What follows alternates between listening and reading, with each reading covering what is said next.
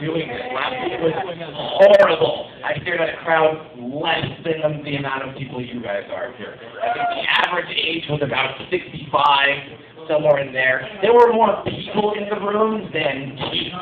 And they were a really, really, really tough crowd. So I'm so happy that there's more people still sticking around, even though it's like midnight on a Thursday. Who's got bills to pay? Not me, because I do this for a living.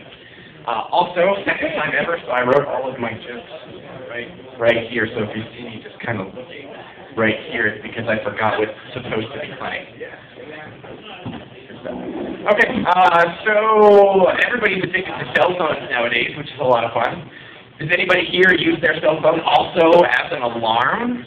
Anybody else depend on that, just like me? Oh, yeah. The rest of America just throw it out their alarm. I know! It's awful. I set mine to the most irritating tone that's on my phone. I don't even have a smartphone. Like, I don't have, like, cool ringtones that are on there. I have a dumb phone, okay? It came with, like, a crayon and a helmet. It's awful. Alright? And it's the only ring I could think that was on there that was funny enough to wake up to that would be so irritating I needed it to shut up immediately was and you need that to shut up, like, immediately. But it's been getting cold these last couple of weeks, and you're waking up somewhere around 26-degree weather. Who doesn't have heat? Thank you. So you wake up in that position you've been sleeping in all night, and it's kind of awkward because you're like this, and you can't move because the sheets are ice cold, and if you move an inch, you'll die.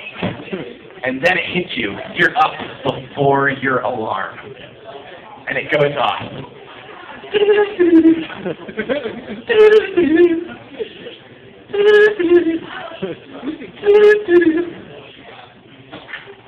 Okay, we're good. Sleep to sleep.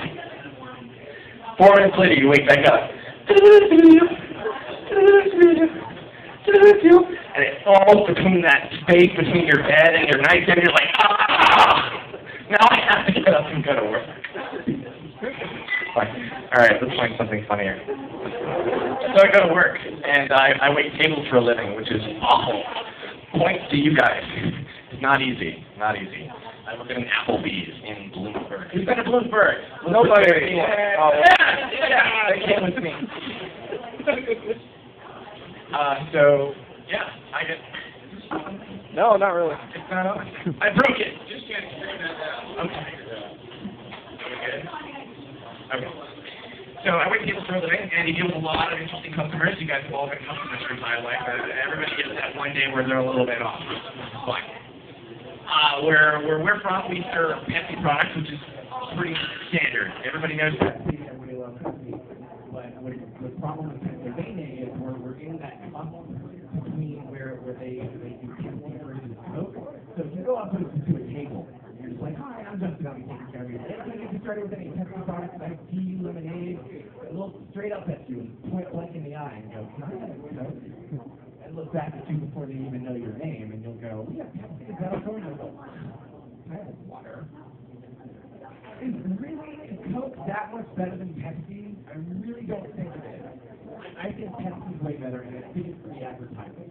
It's sex stuff. Pepsi's got the sexiest commercials on TV. Who's seen a Pepsi commercial that they don't like? I was 13 years old when I saw my first Pepsi commercial, and it was just every time I drink Pepsi from now on, I get Pepsi Chuck. Because from that commercial. Yeah, what's Coke got? Polar bear. Coke is red, so it's Republican. I'm originally from this area. I grew up in Bushkill. Anybody know Bushkill Falls? Woo!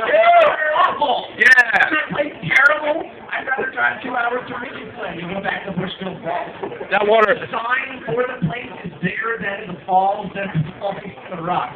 You've got a bad advertisement. The only thing that thing and the Marshall Creek flea market are good for is making sure that New York has a parking lot for the weekend. Okay, we're all okay with that. We settle with them. They're okay. They moved in. We've agreed. It's kind of irritating. I've lived here most of my life, and the first 25 years were rough because we would get those tourists that come down, all the sleepers, they come down to watch the leaves change, and they're not entertaining to talk with or have around you because all they do is complain about how much noisier the city is. And you're like, shut up! This is why we don't want you here.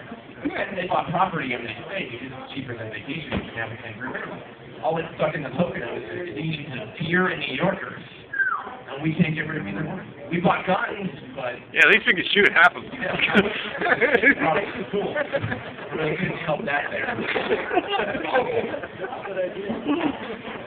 Alright, so hopefully if this goes well and I keep doing this stand-up comedy, eventually maybe one day I'll be famous. That would be cool. It would be interesting to be a famous person, to have people know you instead of you know people for a change. But if you ever do become famous, if any acts that have performed this evening do become famous, please, for the love of the fan, don't be a dick in person. Amen. Seriously, if you're going to be a dick to that one person the rest of their life, they're never going to forget it. True story. This happened to a friend of mine. She was 10 years old. She attended a Broadway play, and in front of her was Matthew Broderick, Ferris Bueller, right in front of her. Tapped him on the shoulder. Hey, can I have your autograph? And he does one of these. She's 10 years old. She's never going to forget this guy. She's going to be in Atlantic City 30 years from now, smoking from that day on. She'll go into the back and see her by the nickel slot. Her name is Barbara. Talk to her. She's a lot of fun. Buy her a pack of cigarettes. Usually around 7:30, 8 o'clock. That's when margaritas are on sale. The light went up for her. She'll tell you all about it. Listen, I met Matthew Broderick. 10 years old. That guy's a dick. No, I know I wanted to stay off, but I wanted a freaking autograph. That's the one for a king and open ham. There it is. Awful. This joke isn't working. I'm moving. So I have 7 ferrets. Has anybody ever interacted with a ferret before? Yeah. They're not really wild creatures anymore, but now they're very, very domestic pets, and they're a lot of fun.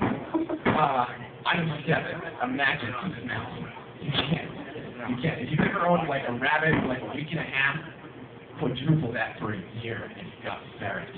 They're awful. I think ferrets are like the stoner of the pet community. No, it's awful. They're worthless. They hang out in hammocks for 8 hours a day. And they only wake up for food. And they never have any money. They're always money. And they do what I like to call ferret Stevie Wonder. So that every morning I wake up and I'll accidentally walk by their bag of food. And I have one little fat one who's so addicted to food that when I feed the rest of them, I have to feed him separate for 6 minutes. So I walk by the food and I hit the bag. So wake up. And run over to the bowl. Today? At least I made an hour and I'm still hungry. We can't do that. I can't feed you more than 4 times a day. You're going to be triple your weight, and it's already unhealthy. You look like a little cat. It's awful. Have you ever seen a fat ferret? It's disappointing. When he bathes, I bathe them. It's once a month. They float in their little tub, and his cleft is so big that he can't keep up with it. Part of it is will be like this. He'll like float a little bit, but his butt is way too big, so he has to kind of like float around. So they get into a lot of trouble. They like to dig and they like to collect things like shoes and sandals and wallets and licenses so that they can get into bars. And one of the most interesting things I ever saw them ground into was in college, and we could see where this joke is going. I have a friend who's into some kinky things. She has a bag that said kinky things, and she used to own some of these ferrets, and they got into it one night. And she called me up, and I used to live right down the street.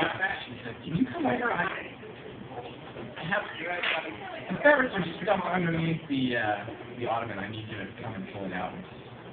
Help me out. Thank you. And I'm like, okay, where are they? And she's got company, and it happens to be her parents. So I walk over, and it's in her bedroom, and they come over to watch, and I'm like, well, what's going on? Wait till you see this. I don't even know what's about to happen to me. I moved this ottoman out of the way, and they're still kind of stuck underneath, so I have to, like, put them off. And the whole time I'm moving this device, all I hear is this.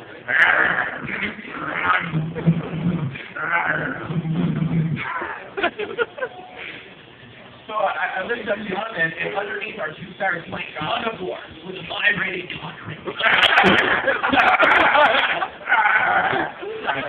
Thank you very much.